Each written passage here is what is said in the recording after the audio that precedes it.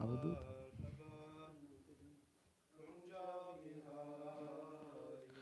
Jaya Radha Madhava Kunja Bihari.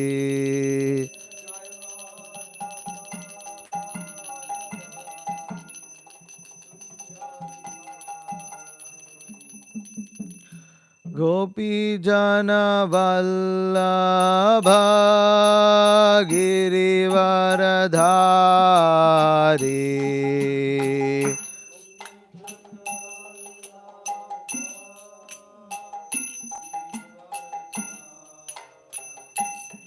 Gopi Jana Vallabha Girivaradhari. She needs a book. She doesn't know what I'm singing. Shanal Mataji. Yashodanandana Vraja Janaranjana. Yashodanandana Vraja Janaranjana.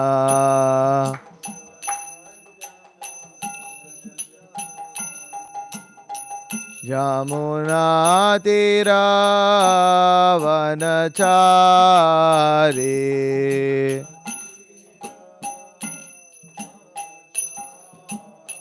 Yamuna Tira Vanachari.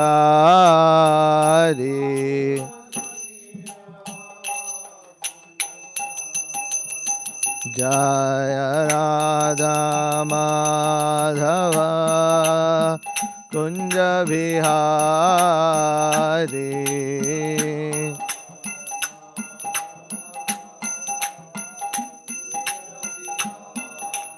Jaya Radha Madhava Kunja Bihari.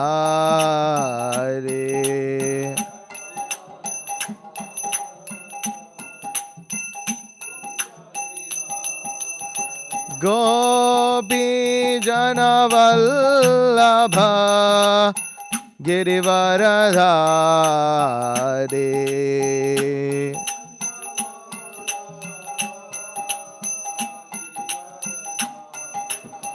Gopi Jana Vallabha Girivaradhari.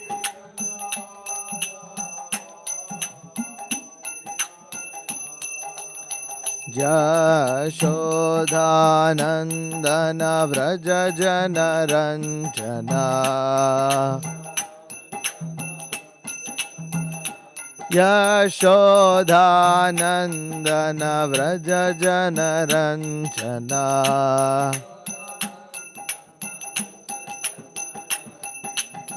Yamuna Tira Vanachari.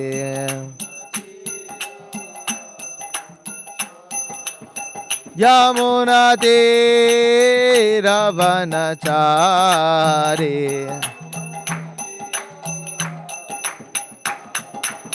Jaya Radha Madhava Kunja Vihari.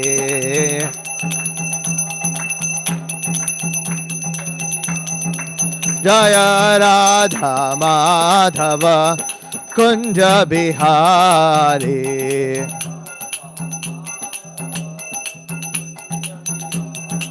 Jaya Radha Madhava Kunja Bihari.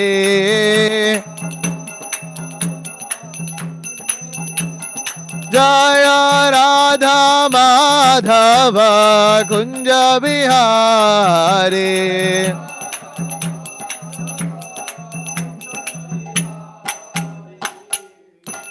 Jai Om Vishnu-Pad Paramahamsa Parivrajakaचार्य अष्टोत्तर शत श्री श्रीमद अभय चरणारविंद भक्ति वेदांत स्वामी श्रील प्रभुपाद की जय। श्रीमद् भागवतम की जय। हरे कृष्णा। नमो ओम विष्णुपादाय कृष्ण पृष्ठाय भूतले श्रीमते भक्ति विकास स्वामिनिति नामिने। नमो ओम विष्णुपादाय कृष्ण प्रेष्ठाय भूतले श्रीमते भक्ति वेदांत स्वामिनिति नामने नमस्ते सारस्वते देवे गौरवाणी प्रचारिणे निर्विशेष शून्यवादी पाश्चात्य देश तारिणे। जय श्री कृष्ण चैतन्य प्रभु नित्यानंद श्री अद्वैत गदाधर श्रीवासादि गौर भक्त वृंदा। हरे कृष्णा कृष्ण कृष्ण हरे हरे, हरे राम राम राम हरे हरे। ओम नमो भगवते वासुदेवाय। ओम नमो भगवते वासुदेवाय। ओम नमो भगवते वासुदेवाय।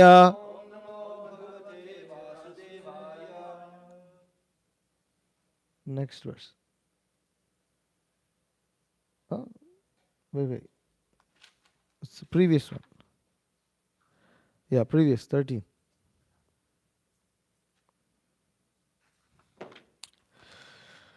Bhuyo namaha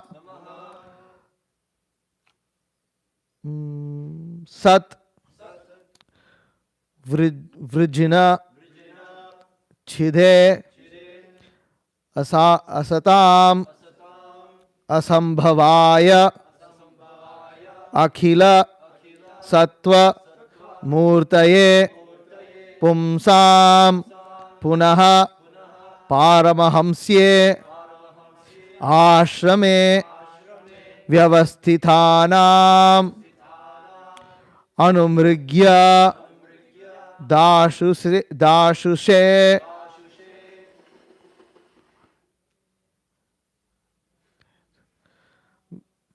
भूयो नमः सद्वृजिन्न। What's the meter for this? भूयो नमः सद्वृजिन चिद्धे सताम। भूयो नमः सद्वृजिन चिद्धे सताम। असंभवायाखिल सत्वमूर्तये। असंभवायाखिल सत्वमूर्तये पुंसां पुनः पारमहंस्य आश्रमे। पुंसां पुनः पारमहंस्य आश्रमे व्यवस्थितानामनुमृग्य दाशुषे। व्यवस्थितानामनुमृग्य दाशुषे भूयो नमः सद्वृजिन छिद्धे सताम।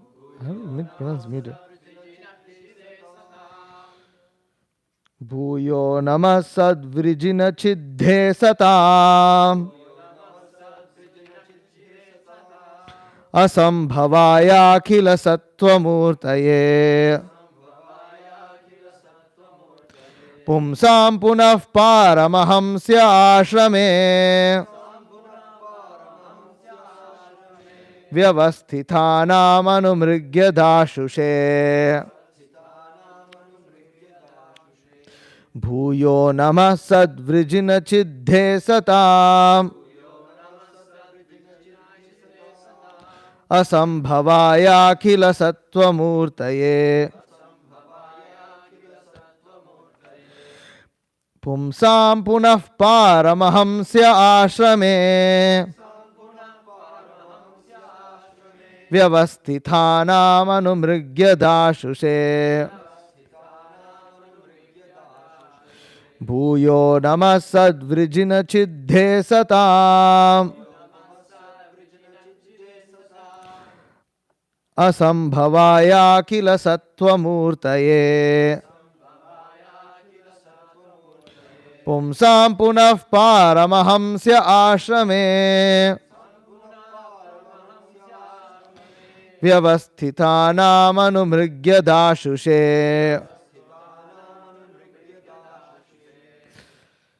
Please repeat. Bhuyo namah sadvrijina chiddhe satam asambhavaya khila sattva murtaye pumsam punah paramahamsya ashrame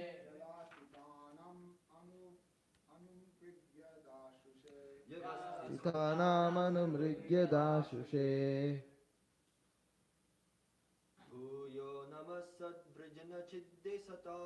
Bhuyo namah sadvrijina chiddhe satam asambhavaya khila sattva murtaye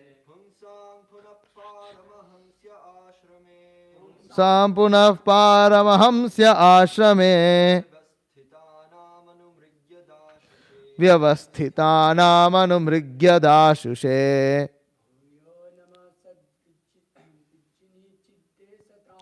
Bhuyo namah sadvrijina chiddhe satam asambhavaya khila sattva murtaye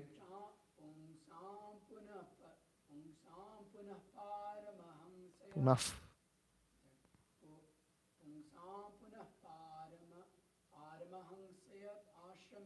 Pumsam punah paramahamsya ashrame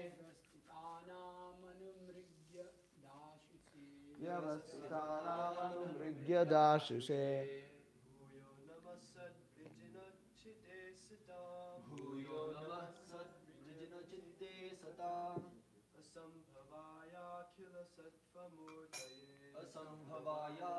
Sattva murtaye Pumsam punah paramahamsya ashrame Vyavasthitanam anumrigya dashushe Bhuyo namah sadvrijina chiddhe satam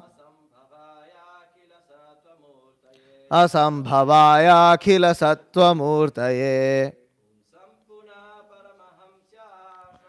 Pumsam punah paramahamsya ashrame Vyavasthitanam anumrigya dashushe Matajis Bhuyo namah sadvrijina chiddhe satam asambhavaya khila sattva murtaye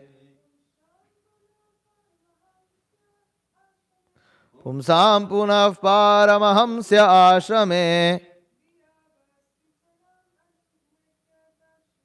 Vyavasthitanam anumrigya dashushe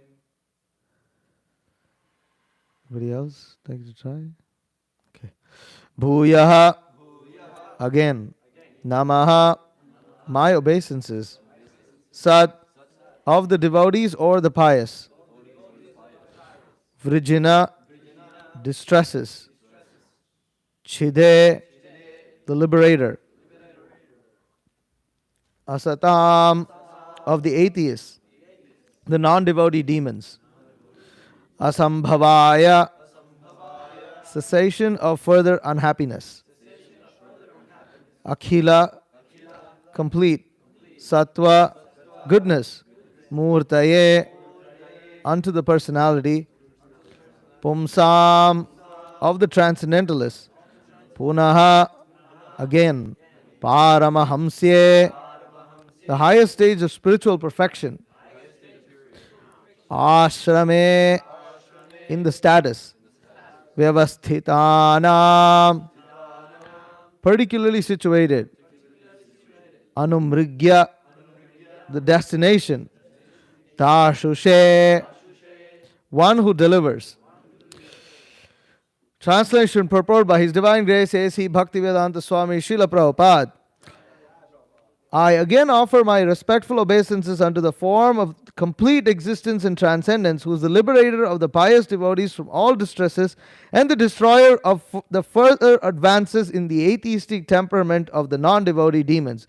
For the transcendentalists who are situated in the topmost spiritual perfection, he grants their specific destinations. Purport. Lord Shri Krishna is the complete form of all existence, both material and spiritual. Akhila means complete, or that which is not khila, inferior. As stated in the Bhagavad Gita, there are two kinds of nature, prakriti, namely the material nature and the spiritual nature, or the external and internal potencies of the Lord. The material nature is called apara, or inferior, and the spiritual nature is called superior, or transcendental. Therefore, the form of the Lord is not of the inferior material nature, he is complete transcendence, and he is murti, or having transcendental form. The less intelligent men who are unaware of his transcendental form describe him as impersonal Brahman, but Brahman is simply the rays of his transcendental body, yasya prabha. The devotees who are aware of his transcendental form render him service, and therefore the Lord also reciprocates by his causeless mercy and thus delivers his devotees from all distresses. The pious men who follow the rulings of the Vedas are also very dear to him, and therefore the pious men of this world are also protected by him. The impious and the non-devotees are against the principles of the Vedas, and so such persons are always hampered from making advances in their nefarious activities. Some of them who are specially favored by the Lord are killed by him personally, as in the cases of Ravana, Hiranyakashipu, and Kamsa. And thus such demons get salvation, and are thereby checked from further progress in their demoniac activities. Just like a kind father, either in his favor upon the devotees or his punishment of the demons, he is ever kind to everyone because he is the complete existence for all individual existence. The Paramahamsa stage of existence is the highest perfectional stage of spiritual values. According to Srimati Kunti Devi, the Lord is factually understood by the Paramahamsas only. As there is gradual realization of the transcendence from impersonal Brahman to localized Paramatma to personality of Godhead Purushottama, Lord Krishna. Similarly, there is gradual promotion of one situation in the spiritual life of sannyas. Kutichaka, Bahudaka, Parivrajaka Acharya, and Paramahamsa are gradually progressive stages in the renounced order of life, sannyas. And Queen Kunti Devi, the mother of the Pandavas, has spoken about them in her prayers to Lord Krishna, Canto 1, Chapter 8. The Paramahamsas are generally found among both the impersonalists and the devotees. But according to the Srimad Bhagavatam, as clearly stated here by Kunti Devi, pure Bhakti Yoga is understood by the Paramahamsas. And Kunti Devi has especially mentioned that the Lord descends Paritranaya Sadhunam, especially to avoid Bhakti Yoga to the Paramahamsas. So ultimately, the Paramahamsas, in the true sense of the term, are unalloyed devotees of the Lord. Srila Jiva Goswami has directly accepted that the highest destination of Bhakti Yoga, by which one renders transcendental loving service unto the Lord. The highest destination is Bhakti Yoga, by which one renders transcendental loving service to the Lord. One who accepts the path of Bhakti Yoga are factual Paramahamsas.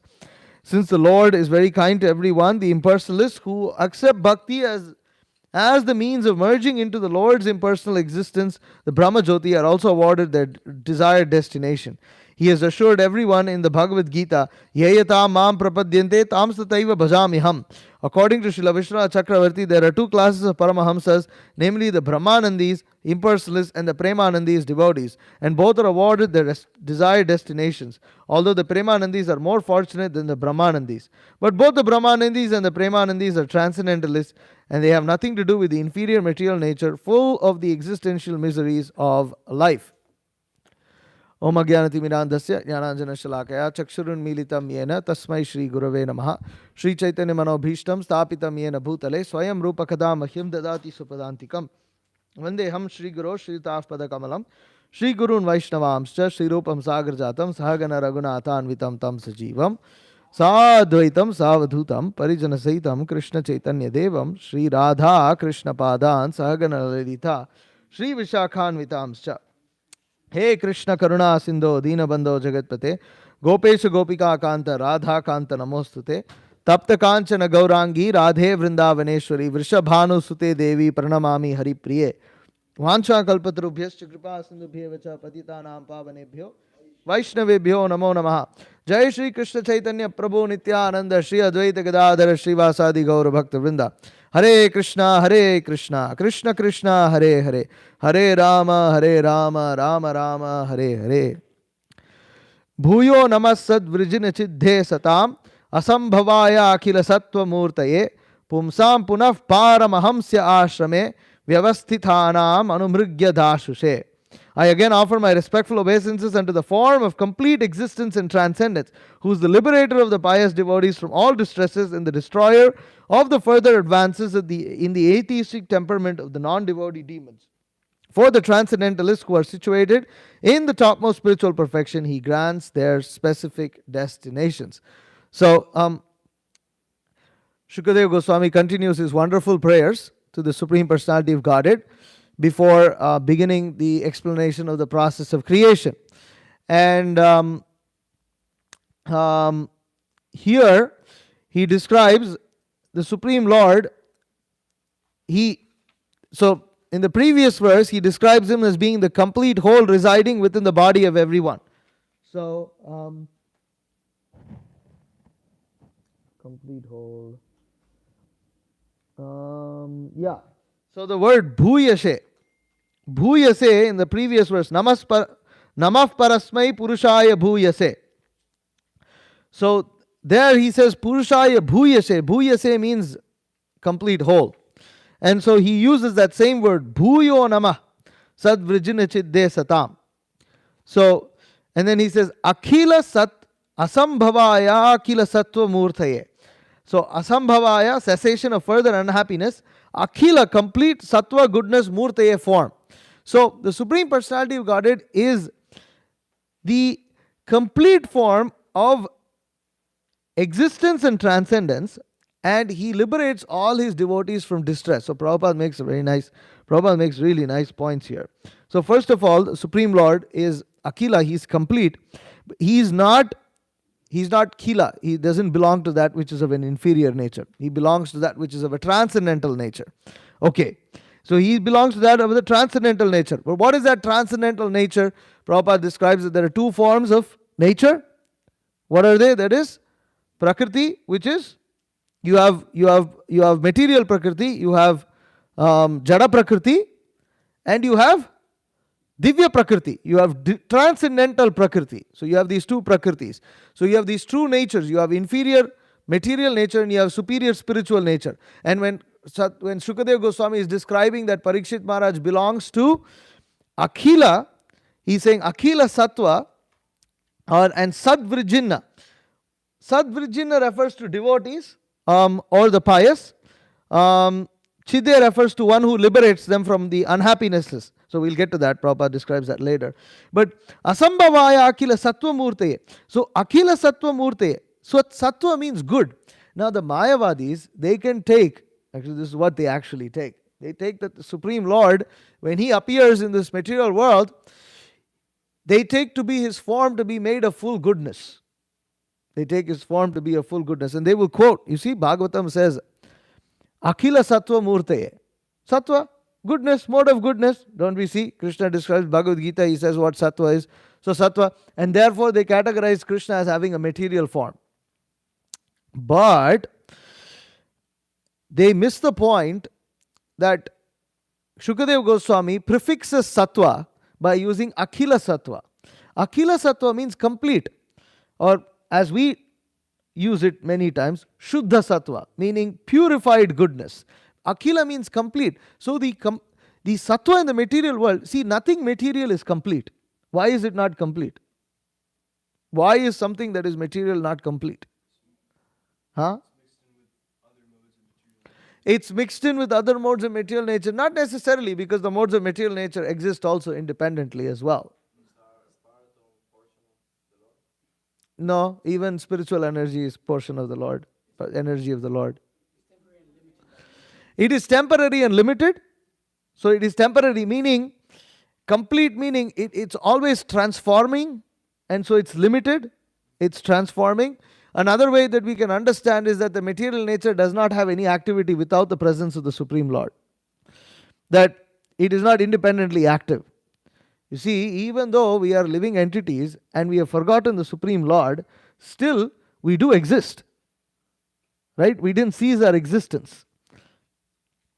Whereas for this material body to function, Supreme Lord has to be present as Paramatma. Otherwise, this material body will not function.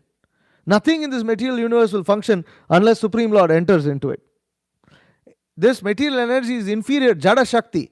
It cannot conduct activities without the supervision of something superior. This is where atheists make a mistake. They think material nature acts on its own accord.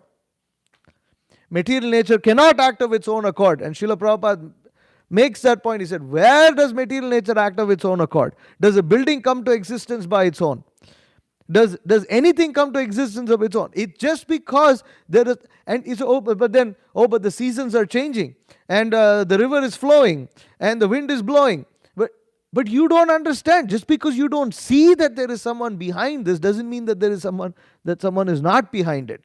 If material nature, if everything could happen by its own, then why is material nature not creating so many other things? Why is it limited? Why is it stopping at a certain realm? Because it is stopping because those who are controlling those forces of nature have stopped with that particular activity. For instance, the sun gives heat and light. But the sun does not make the air blow. Or the sun does not produce, for instance, the sun god, although the sun and the sun planet are very opulent and they have many opulences, those opulences are not produced by the sun when the sun shines on this material world. So each demigod performs their particular activities and stop with that. They don't try to do something extra for you or for anybody. Therefore, that particular activity is stopped. Human beings can perform activities up to a certain extent, but they can't beyond a certain extent. We cannot go and live on other planets even if we want to, whereas demigods can do so. So the point here is Jada Shakti is limited, it's inferior, and therefore it is incomplete. And Prabhupada describes in the purport to the first verse of the Ishopanishad, Purna Madav Purna Midam Purnat Purna Mudachyate Purnasya Purnamadaya Purnamevavashishyate. In that he describes that all incompleteness felt by the living entity is simply because of his unawareness of the complete nature of the Supreme Personality of Godhead. That because we living entities are ignorant of Krishna, we are not worshipping Krishna, we are not performing devotional service to him, we do not view this world in relation to Krishna, rather we view this world in relation to ourselves. From the perspective of us being the enjoyers, we feel incompleteness. Therefore, this material universe, without connecting with the Supreme Lord, is actually incomplete. And we feel that every day, whenever we go into illusion. We feel that incompleteness as conditioned living entities. And therefore, when Shukadeva Goswami is saying Akhila Sattva Murtiye, and he's saying that Supreme Lord is the complete, has a form of complete goodness, he is not referring to material goodness because material goodness is incomplete. He is referring to transcendental Divya Prakriti. He is referring to Shuddha Sattva. So the Supreme Lord has a form, Divya, that is not of this material world. And Prabhupada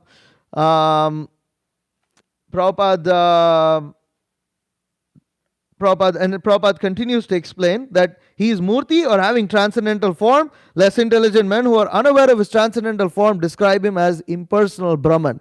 But Brahman is simply the rays of his transcendental body.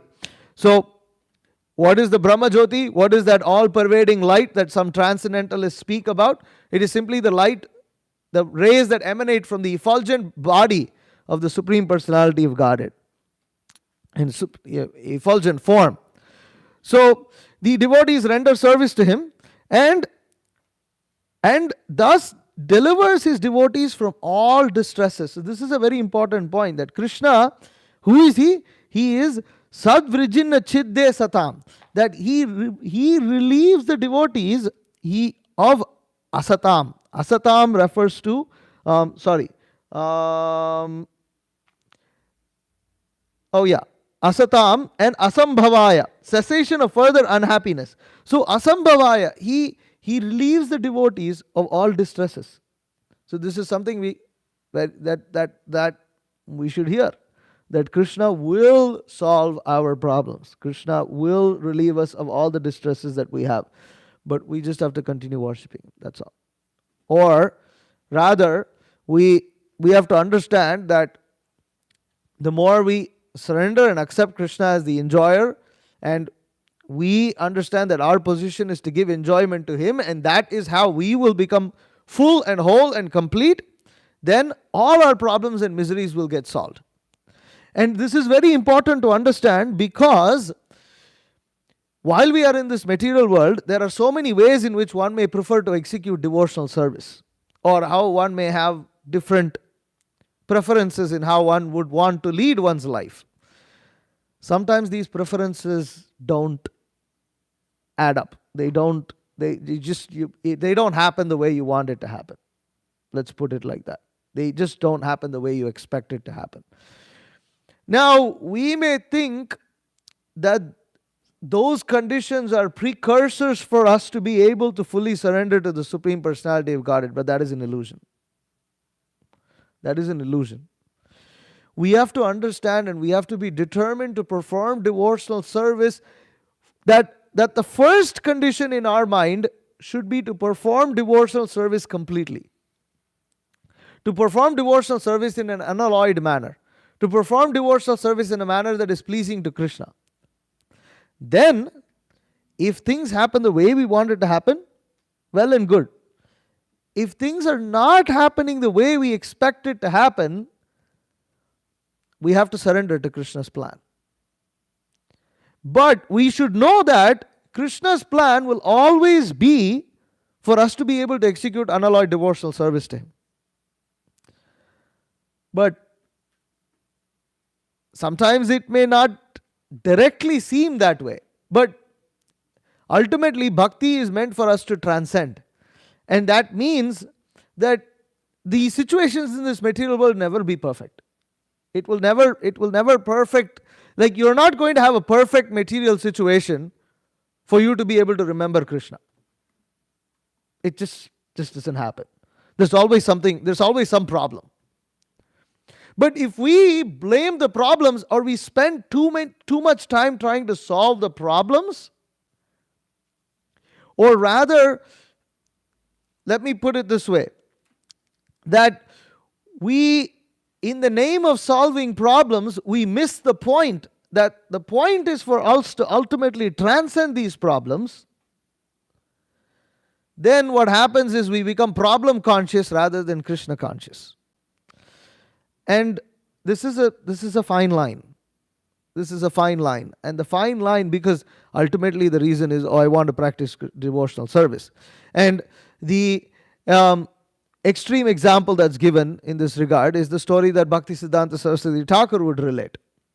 That, there was a guru who instructed his disciple to read Bhagavad Gita. And what did the disciple do? He said, okay. He went into a cave and sat and was reading Bhagavad Gita. But then there was a rat who was eating up the pages of the book. So then the sage disciple thought, oh, okay, I need to get rid of this rat. How am I going to get rid of this rat? Get a cat. So he gets a cat. So the cat gets rid of the rat. But then now he's faced with the problem with the cat. You got to do something about the cat. So I need to feed the cat. Oh, what does the cat need? The cat needs milk. Okay, so the cat needs milk. Then I need to get a cow. So then he gets a cow.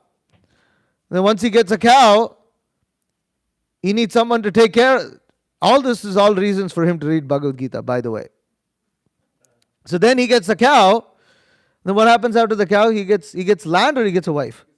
He gets a wife, because someone needs to take care of the cow, so I need to get a wife. Then he gets a wife, and then the wife needs a house, and so he then gets a house, and then and then there's children, and then there's the whole shebang. It's like Everything is there.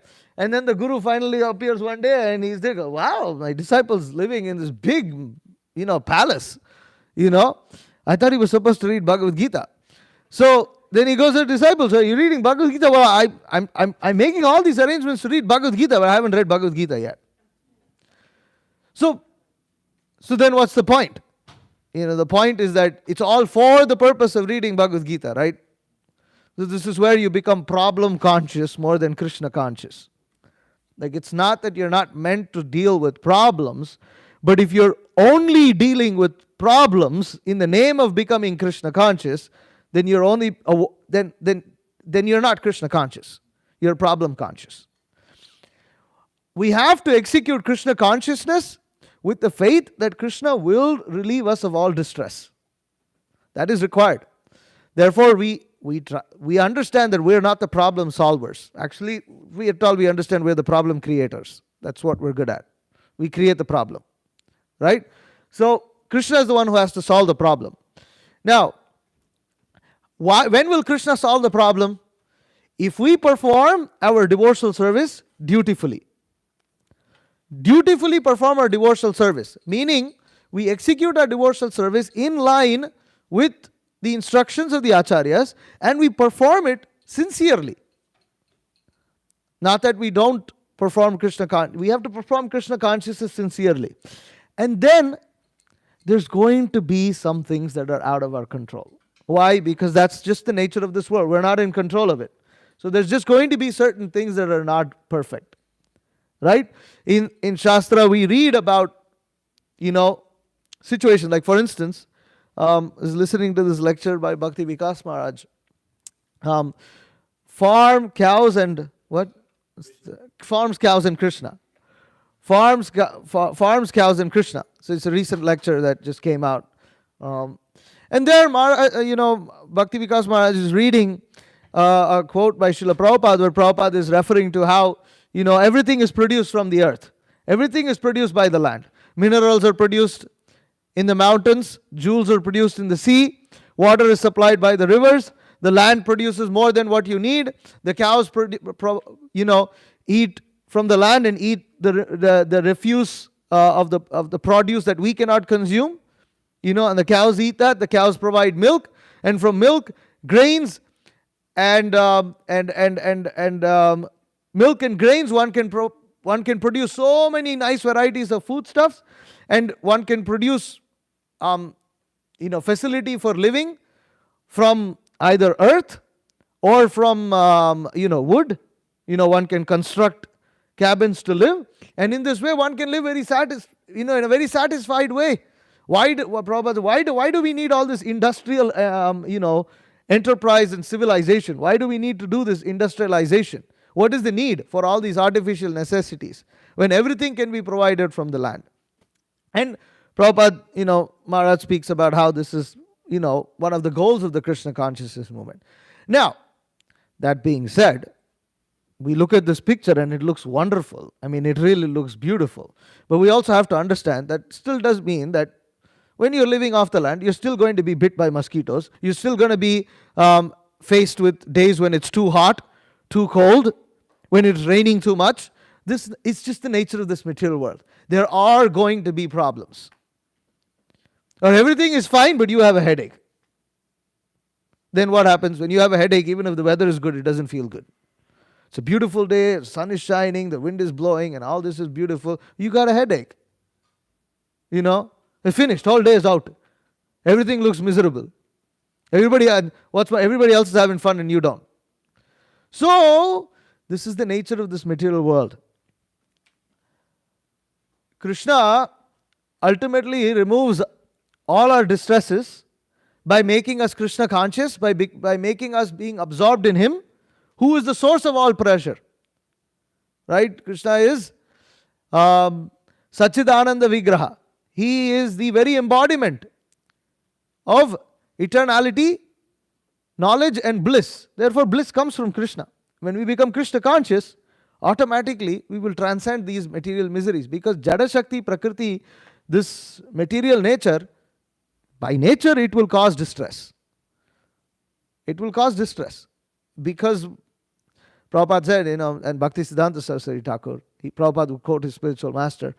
Bhaktisiddhanta Saraswati Thakur would say, this material world is not a place fit for a gentleman to live. This is not a place for a gentleman.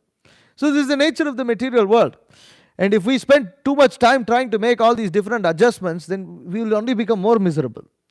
Ultimately, some little adjustment. Okay, you're sitting on a chair. You can make yourself comfortable on that chair, but you have to chant Hare Krishna.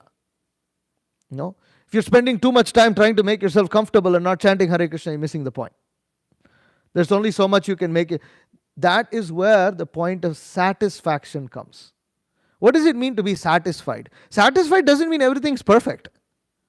Satisfied means there are things that are not okay, but you've accepted it as a reality of life. And you're going along with it. That's called satisfied. Satisfied doesn't mean everything is wonderful. Otherwise, where's the question of being satisfied? Everything is wonderful. What do you have to be upset about? Satisfied is where you're content. Content meaning there are some shortcomings. You don't give too much importance to it. You're giving importance to Krishna. So, devotees, so the Lord reciprocates by His causeless mercy and thus delivers His devotees from all distresses. The pious men who follow the rulings of the Vedas are also dear to Him, and therefore the pious men of this world are also protected by Him. The impious and non-devotees are against the principles of the Vedas, and so such persons are always hampered from making advances in their nefarious activities. So those who are pious, they follow the Vedas, and just by following the Vedas, they get favored by Krishna. Even though they are not devotees, Krishna supports pious people. He supports, and Maharaj was making this point also that, demigods, he was making this in another Vishnu Sahasranam class, I forgot. Anyways, demigods are there, but Krishna supports demigod worship. Actually, he does. He states in Bhagavad Gita also. Right? He says that Sataya Shraddhaya Yustas Tasya Radhanami Hate Labate Chatata Kaman Mayaiva Vihita Anhitan. He says that I am the one who endow these people with faith to worship, propitiate that particular demigod, and I fulfill their desires through that demigod. So he allows this. But he also says it's for the less intelligent. Those who actually understand me to be the enjoyer, they worship me. So Krishna supports this, the Vedic way of life. He supports the Vedas, he supports pious people who follow the Vedas, and he fulfills their desires, he removes their miseries, he keeps them happy, he blesses them, and in this way they remain follower of the Vedas. But those who are atheists, those who are impious, he stops them in their tracks. He lets them play around for some time until their karma is extinguished. For instance, Dhritarashtra and Duryodhana, they had their time. But at some point of time, Krishna said, okay, enough, that's it, finished. And he stopped. Same thing, with all these demons who are, ruling the planet. Why are they making all these missiles and bombs? So that they can kill each other with it. That's what they'll do. They've manufactured all these things. They will use it. 100%. They will talk all about how nuclear warfare is something very bad and nobody is a winner. But the time will come when they'll use it. Why? Because they manufactured it. They're going to use it. Why they manufacture it? They manufactured it to use it. And they're going to use it against each other and kill each other. So this is how Krishna removes the impious population, the atheistic population of the planet. This way, that way they get vanquished, either by natural disasters and this and that. What do you do? There's so many forms of natural disasters. And wipe out whole populations, all in one shot. So, those who do not recognize the Supreme Personality of Godhead are checked from further progress in their demoniac activities. And those who are very favored by him, these demons, he kills them. He personally kills them and awards them liberation. So then, Prabhupada goes on to describe about the Paramahamsa stage of existence. According to Srimati Kunti Devi, the Lord is factually understood by the Paramahamsas only. So, there's three. So, what is that? Brahmeti Paramatmeti Bhagavaniti Shabhyate. How does the verse begin? Um, Vadanti tat tattva vidas tattvam yajnanam advayam Brahmeti Paramatmeti Bhagavaniti Shabhyate. So the Srimad Bhagavatam says there are three stages of spiritual realization. You have Brahman, impersonal Brahman, impersonal, Brahma Jyoti effulgence, Brahman realization. You have the Paramatma realization, which is the localized um, Lord situated within the heart of all living entities and within every single atom. He who sustains and maintains this universe, and he who is the witnesser and the sanctioner of all activities in this world. And third is Bhagavan realization, where one realizes Bhagavan as the possessor of six opulences, in full, which are, and that defines Krishna's form. So these are six opulences. And these are three stages of realization. So sannyasis go through these three stages of realizations. And depending on which stage of realization they are categorized over here. And Prabhupada writes that similarly, there is a gradual promotion of one situation in the spiritual life of sannyas. Kutichaka, Bahudaka, Parivrajaka and Paramahamsa are gradual progressive stages in the renounced order of life. And sannyas, renounced order of life, sannyas. So what are these four stages? Kutichaka, Bahudaka, Parivrajaka, and Paramahamsa. So there's in a purport in Rishabhadev's prayer, in description of Maharaj Priyavrata in Canto 5, text chapter 1, Prabhupada describes that according to the Vedic system, one accepts the renounced order. When one accepts the renounced order, he stays outside his village in a cottage, and all his necessities, especially his food, are supplied from home. Means this is one stage of renunciation. He just renounced home, but so he's staying somewhere away, but his family members are still coming and giving him, all his necessities, especially his food. But he's living in a cottage alone by himself. So this is called the Kutichaka. When a sannyasi advances further, he no longer accepts anything from home. Instead, he collects his necessities, especially his food, from many places. This system is called Madhukari, which literally means the profession of the bumblebees. As bumblebees collect honey from many flowers, a little from each, so a sannyasi should beg from door to door, but should not accept very much food from any particular house. He should collect a little bit from every house. So he goes around collecting different, foodstuffs from different places, doesn't collect more than what he needs. So this is called the Bahudaka stage. And then when a sannyasi is still more experienced, he travels all over the world to preach the glories of Vasudev. Then he is known as Parivrajaka Acharya.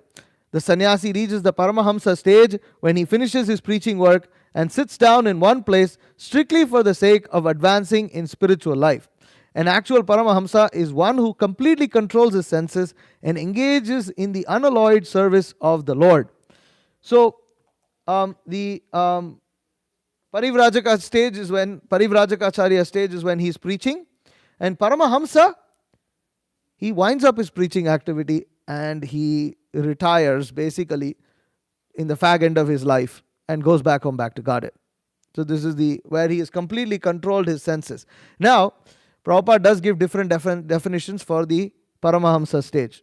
For instance, in sorry, I lost the Paramahamsa. So yeah, oh no, not here.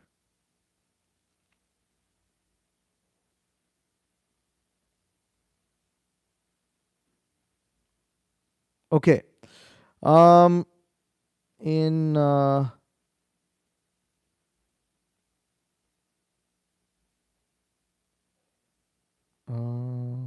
Prithu Maharaj, something. Oh, I'm making the wrong search. Okay, that's what. Kuti Chaka.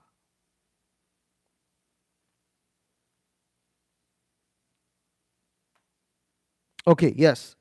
So here in Canto 7, Srila Prabhupada describes that um, he says, for the Paramahamsas or sannyasis in the Vaishnava order, preaching is the first duty.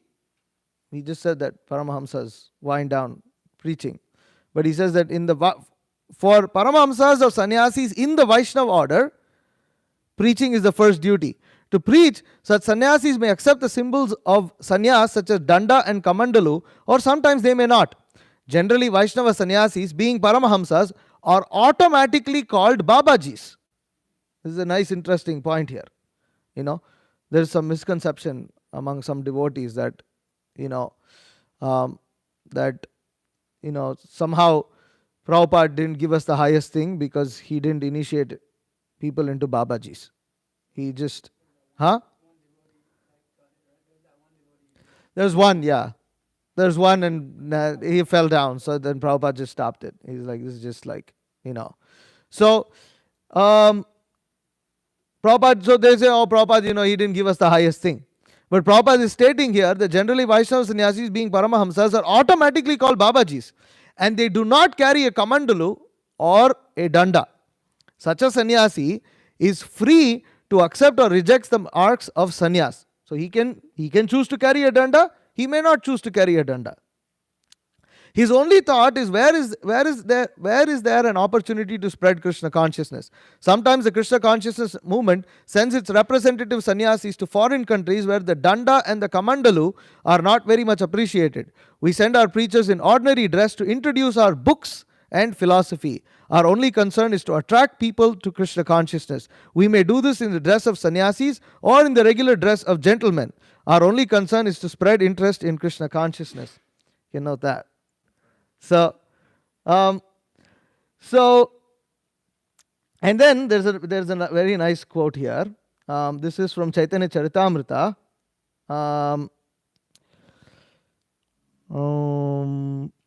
Okay.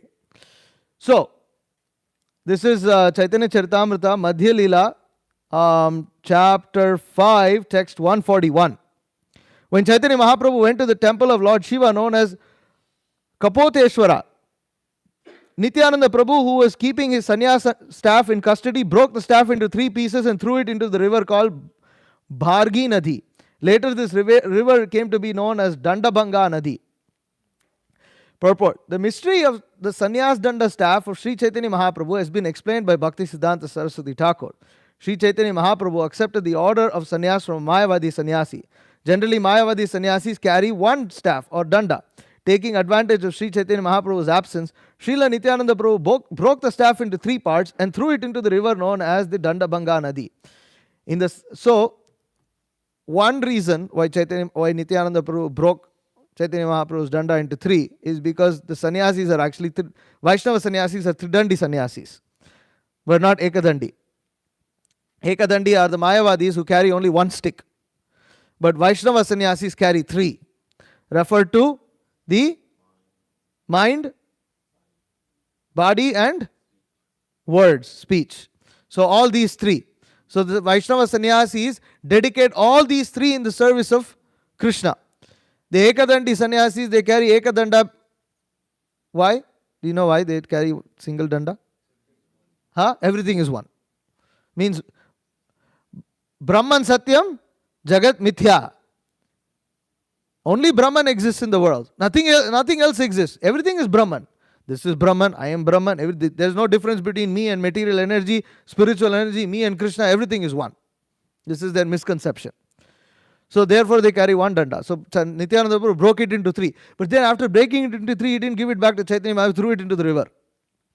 Why did he throw it into the river?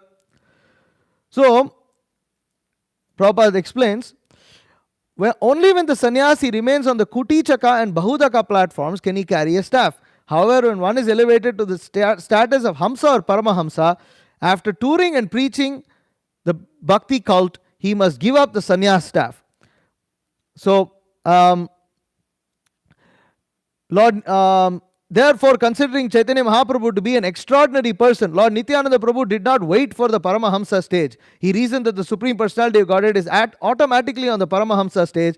Therefore, he does not need to carry the sannyas danda. This is the reason why Sri Nityananda Prabhu broke the staff into 3 pieces and threw it into the water. So, you'll see that Srila Prabhupada also didn't always carry his danda around. He had his danda sometimes, he didn't always carry it. And you'll see that his disciples also, they follow the same thing. Sometimes they may carry, sometimes they may not carry. It's up to them. The point is, these are external. For a Vaishnava sannyasi, the Paramahamsa, this is these symbols are external.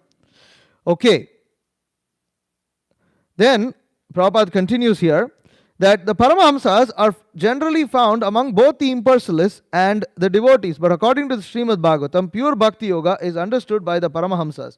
Kunti Devi has especially mentioned that the Lord descends Paritranaya Sadhanam, especially to award Bhakti Yoga to the Paramahamsas. So ultimately, the Paramahamsas, in the true sense of the term, are unalloyed devotees of the Lord. Srila Jiva Goswami has directly accepted that the highest destination is Bhakti Yoga, by which one renders transcendental loving service to the Lord.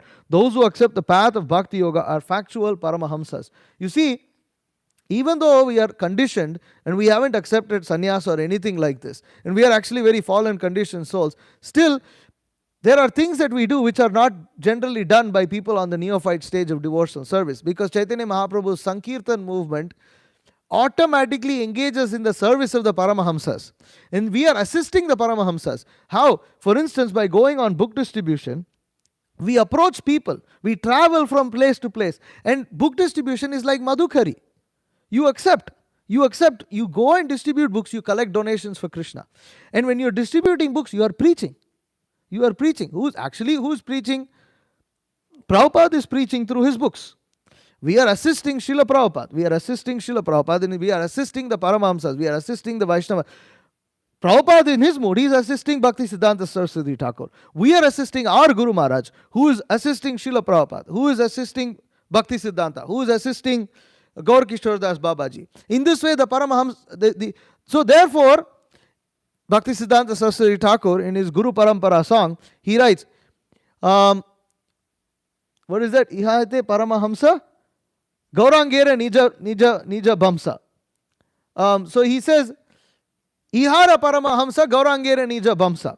That all these personalities who I have mentioned, they are all Paramahamsas and they are all associates of Lord Chaitanya. They are all in Gauranga's lineage. Vamsa, Gaurangera Nija Bhamsa. So in Gauranga's lineage, in Chaitanya Mahaprabhu's lineage, and they're all Paramahamsas. And then he calls himself Ami Sina Udasina Name Te Tridandi Dina Shri Bhakti Siddhanta Saraswati. I'm messing up a few words here, but so he says that, but what am I? I'm just some low fallen Tridandi sannyasi who's just a servant of all these Paramahamsas. That's how Bhakti Siddhanta Saraswati Thakur feels. He says Dina, Udasina. He uses the word Dina, meaning very fallen. We sing in the morning, Dina Krishna Dasa Koi. So that we're playing. I'm a very fallen. The devotee who wrote the song, his name is Krishna Das. He's saying this fallen Krishna Das praise. And it's been translated a little weird. They said this very fallen servant of Krishna. That's correct translation, but devotees think that it refers to themselves. It doesn't refer to themselves. It is referred to the person who wrote the song, but we should have the same mood. Okay, so we are assisting the Paramahamsas. By assisting the Paramahamsas, we actually become elevated to that platform. And remember, Krishna awards Bhakti Yoga. Here Kunti Maharani is saying, Krishna awards Bhakti Yoga to Paramahamsas. He doesn't award Bhakti Yoga to anybody else. Why does he award Bhakti Yoga to Paramahamsas? Because, this is another interesting purport that I found.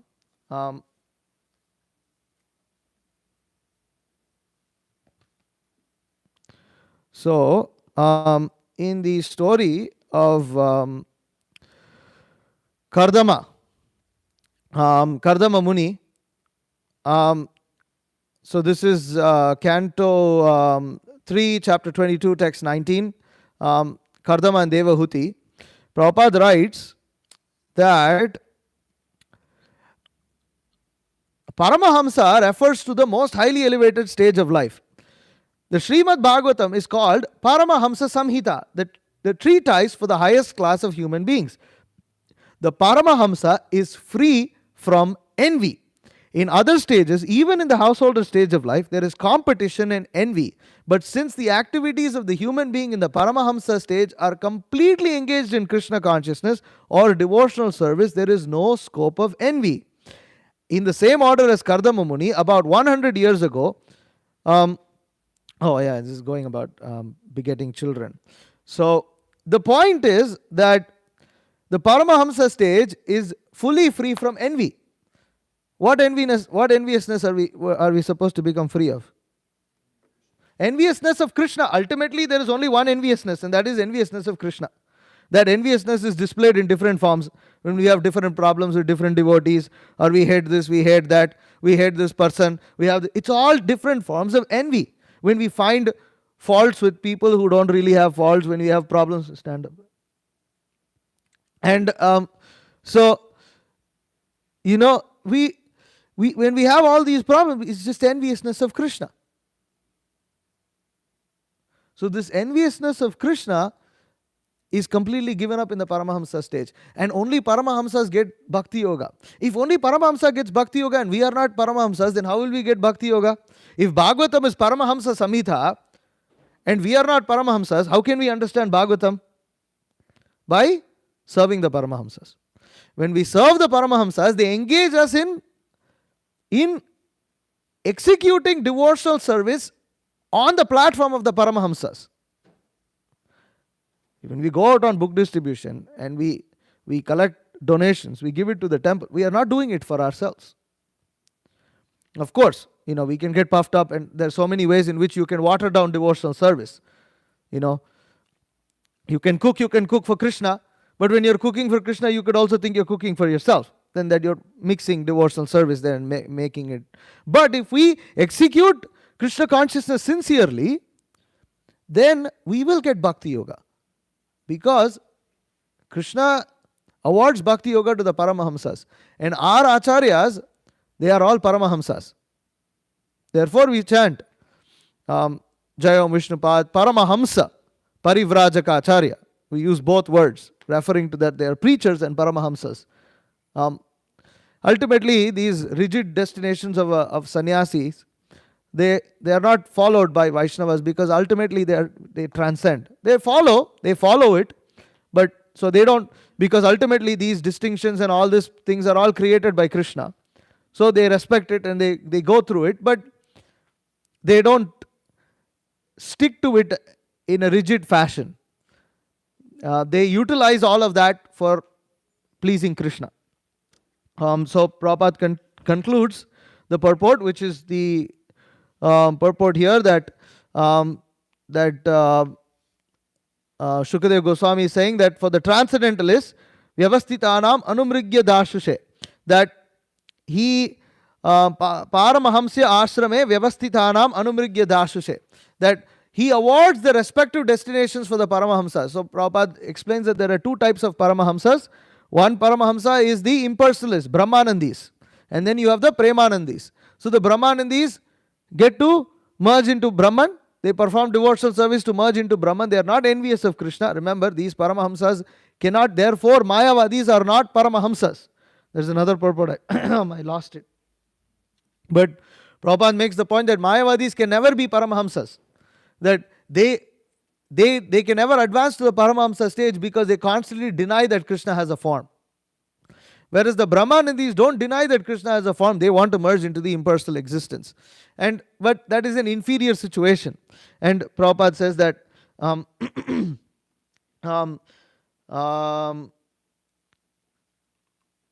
so the Premanandis are more fortunate than the Brahmanandis because they get to associate with Krishna directly. So the Mayavadis can never be Paramahamsas because they are envious of Krishna. And there's only two categories of transcendentalists who are free from envy of Krishna, the Brahmanandis and the Premanandis, of which the Premanandis are more fortunate because they are devotees of the Supreme Lord and they worship him, they worship his transcendental form as Bhagavan. And in this way they attain the supreme destination. And they serve Krishna eternally in the spiritual world. So I'll stop here. Is there any questions or comments? Please feel free to. Yes, Kalki Prabhu. Hare Krishna. Just one question. So you mentioned that story with the whatever that disciple that was trying to read the Bhagavad Gita, but he kept getting distracted. Yeah. So sometimes in Krishna consciousness, I mean, we have like a problem. And like it seems like logical, like, you know, whatever this he's having this rat problem, so try to fix it. Yeah, and it like logical, the first step, but then it down the line it became it just spirals out of control. Yeah. So like what I'm wondering is where's like where do we draw the line, like on our day-to-day life, or like how do we see that, or how do we deal with those things? Because initially it seems logical and makes sense to do it, and then there comes a point where it's like you know, but then we're still convinced that we're doing the right thing. Yeah. See, it requires a little maturity from the devotee to sincerely understand what one's needs are. And different devotees have different needs. The point is, while thinking of our needs, we must always think of satisfying them in a manner that is going to be, that is not going to displease our spiritual master, not going to displease our acharyas, not make us break the rules of devotional service. Now, while doing so, we have to be realistic about certain needs that we have. And while at the same time, we do need to be somewhat analytical and also somewhat open to other opinions as to that might not be a need, that we might thought something is a need and that, well, it's not actually such a need. You know, so that's where in the association of devotees, like-minded devotees, you converse with not just seniors, but you also converse with equals, because certain things you get from equals. That, you know, they're more like the smaller things, and because you get the principles, and to some extent you may get some details from seniors and especially guru, but some more of the details you can with equals who are and also devotees who happen to be in similar situations. We get more practical advice as to how to deal with material nature and how to execute our devotional service. And in those kind of conversations, we understand where to strike the balance, because that balance is required. You know, to think that we're going to transcend everything and just artificially, we cannot do that.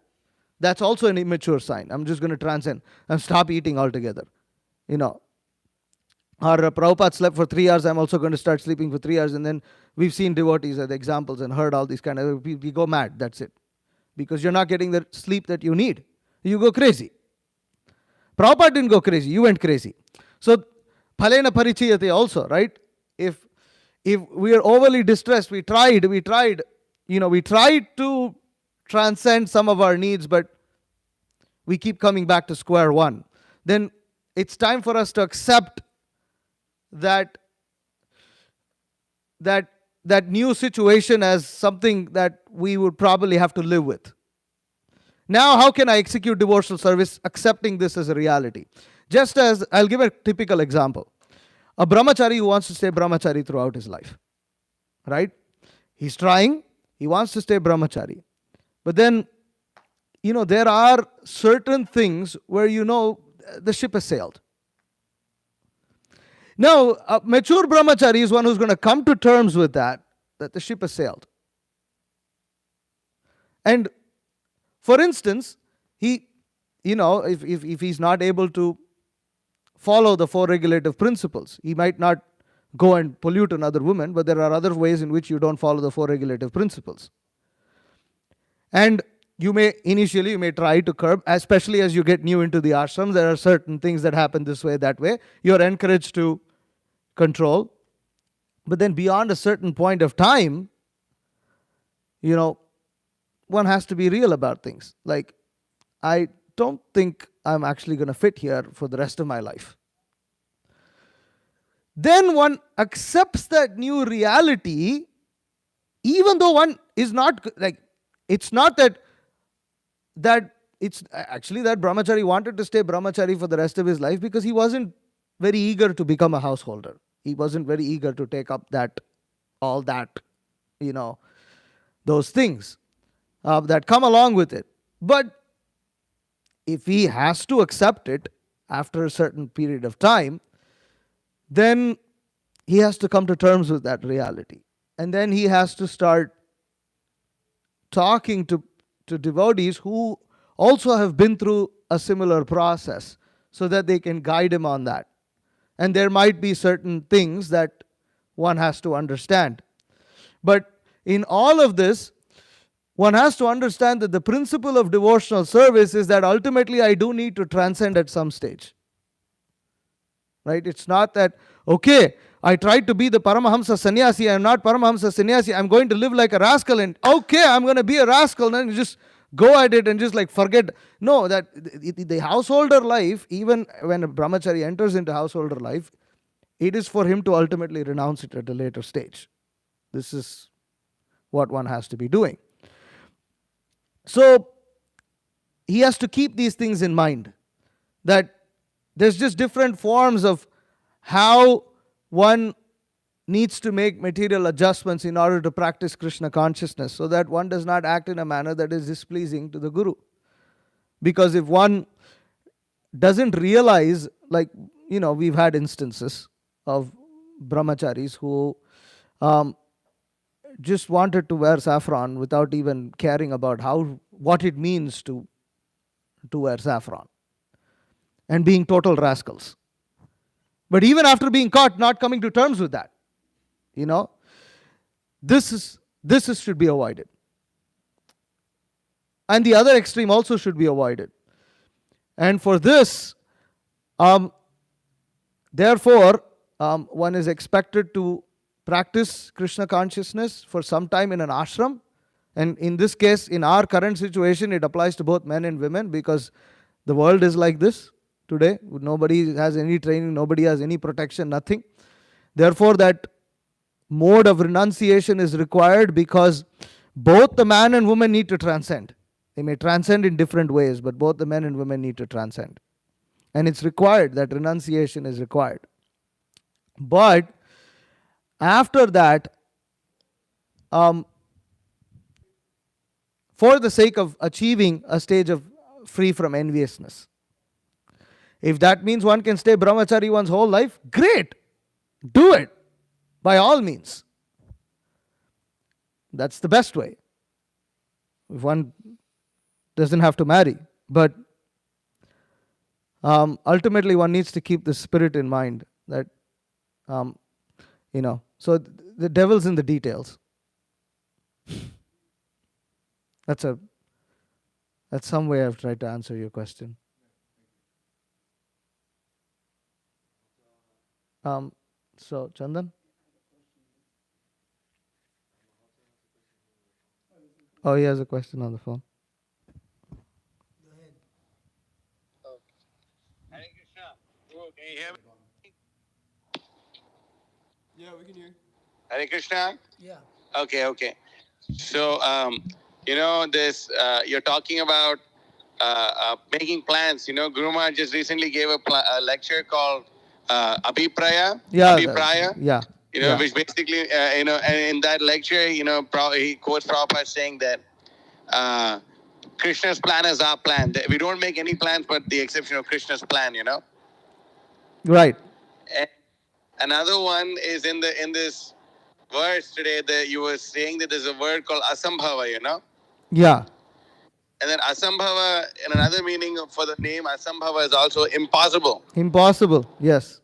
You know. So by taking shelter of Krishna, who's Akhila Sattva Murti, an insignificant jiva can also do impossible tasks. Right. The impossible becomes possible. Yeah, I was just thinking even just now this morning, we somehow they decided to stop at this truck stop, and then, lo and behold, we see like a Telugu guy walking into the store, and then I go do my whole thing with him, and he buys a Bhagavatam. It seems almost impossible, and of course, loves blessed us with a free shower too. So everything worked out so amazingly well. It's impossible to plan these things. Right. But because we're doing this for Akila Sattva Murti, we everything just became possible. Otherwise, it would be asambhava. What are the chances you go to a place where you're going to spend money, you make more than $300, and then you also get to use their facilities for free, and then you keep going. How is it possible otherwise? Yeah. So I was just thinking about that. That's all. Yeah. Good point. Chai. Chandana Chai. I was just thinking, even as brahmacharis, there's that whole realm of sorry. So there's brahmacharis, even we're working so hard, and we're working pretty much from morning to evening, but it's we also the realms of services that we're in, if we're just absorbed in that service, but then we're not maintaining our own devotional service. Then in regards to that, there's that lecture from Guru Maharaj, distractions in devotional service. Yeah. It goes from all this yoga and all this to even to the platform of just experiencing bliss in Krishna consciousness. That in itself is that in itself is a distraction. Wanting peace in Krishna consciousness is a distraction. Ultimately we just do what Aslishya padaratan pinashtumam adarshanan marmahatan karotu va yatha tatha va vidadatu lampato mat prananatastu sevanaparaha. Verse 8 of Shikshashtakam. You can read the translation for that. But yeah. And there's just situations where we just have to accept that this is what I need to accept right now so that I can practice devotional service. A better situation would have been great, but I need to accept the current situation. I need to do this because I have a particular need right now. And as the best way, Kalki, one thing is to understand is how do we have to act every day in Krishna consciousness in a manner that we will continue practicing Krishna consciousness for the rest of our life. That we are inspired to go on the next day. And this, I really got this point from Parameshwar Prabhu. It's amazing that you perform book distribution. No, Brigupati Prabhu said this. Yeah. Well, he quoted. Yeah, he quoted Brigupati Prabhu. That Brigupati Prabhu distributes books in a way, he performs Sankirtan in a way that he'll want to do it tomorrow. So we have to execute devotional service like that. We have to perform our material duties in this way also, that we will continue performing Krishna consciousness tomorrow. This is very important. And it is what it is. Let us somehow keep the focus on Krishna consciousness because that is the only hope to transcend it. Even though we are ashamed of our necessities, what is the hope? We have to be Krishna conscious. That is the only hope to transcend it. Otherwise, we can remain ashamed and distressed and depressed about it our whole life and nothing's going to change. So that's the hope. That's the good news. That's the positive optimism. Okay, Matajis. Yeah, I know, but I didn't give them a chance, It's like...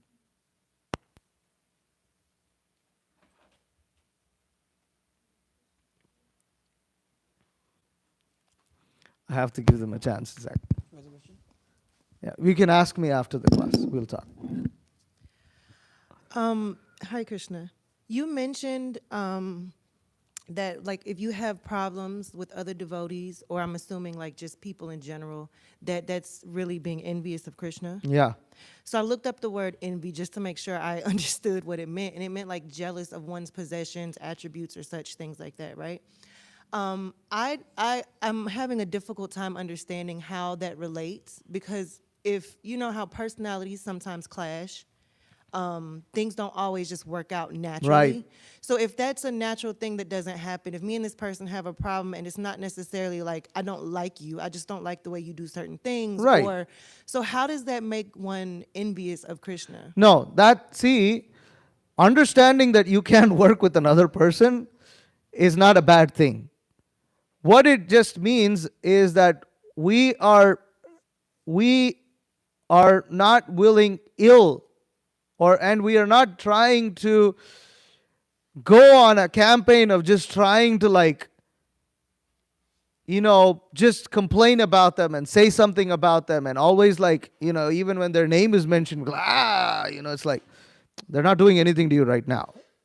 I know you can feel a little triggered, but it's like we got to come over that, right?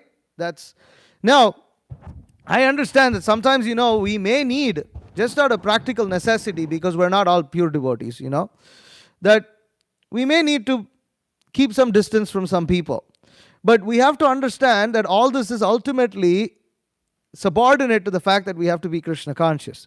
For instance, if I live in an ashram and I live with certain devotees, and we all have to practice Krishna consciousness together, we all have to go out and book distribution together. Just because I just can't handle the presence of that person. Yeah, we have differences in that we have to overcome for the sake of service.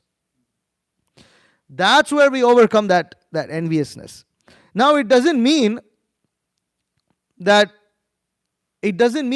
you have to behave with them in the exact same way that you behave with some of your close friends. No, we're not trying to broad brush and make everything equal. Differences will exist.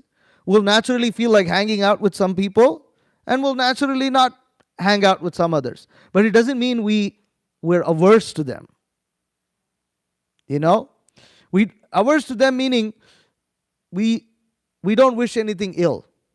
Neither do we unnecessarily try to find faults.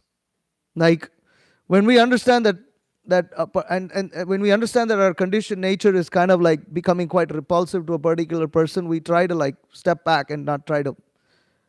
And then someday we may actually transcend and wow, actually that person's quite a nice person. I didn't realize they had so many good qualities. So this is how practical we have to apply also in Krishna consciousness, practically. Okay, all right. Thank you very much. Srimad Bhagavatam ki jai, Srila Prabhupada ki jai. Vancha kalpatarubhyascha kripa sindhubhyevacha patitanam pavanebhyo Vaishnavebhyo namo namah.